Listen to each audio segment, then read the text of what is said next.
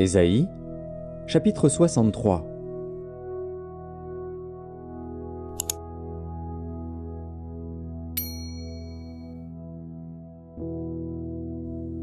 Qui est celui qui vient d'Édom, de Botsra, en vêtements rouges, en habits éclatants, et se redressant avec fierté dans la plénitude de sa force?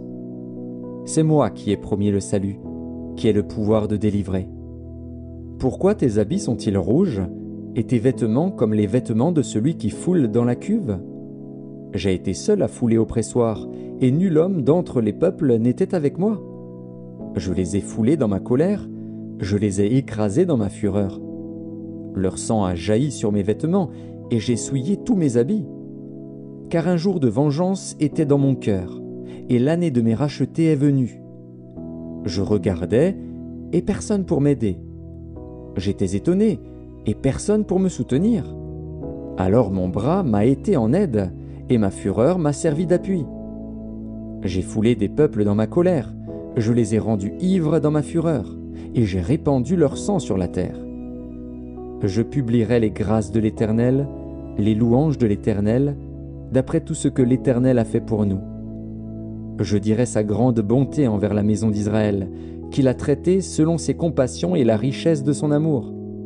Il avait dit, « Certainement, ils sont mon peuple, des enfants qui ne seront pas infidèles. » Et il a été pour eux un sauveur. Dans toute leur détresse, ils n'ont pas été sans secours, et l'ange qui est devant sa face les a sauvés.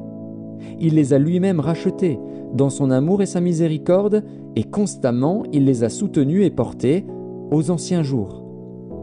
Mais ils ont été rebelles, ils ont attristé son Esprit Saint, et il est devenu leur ennemi, il a combattu contre eux.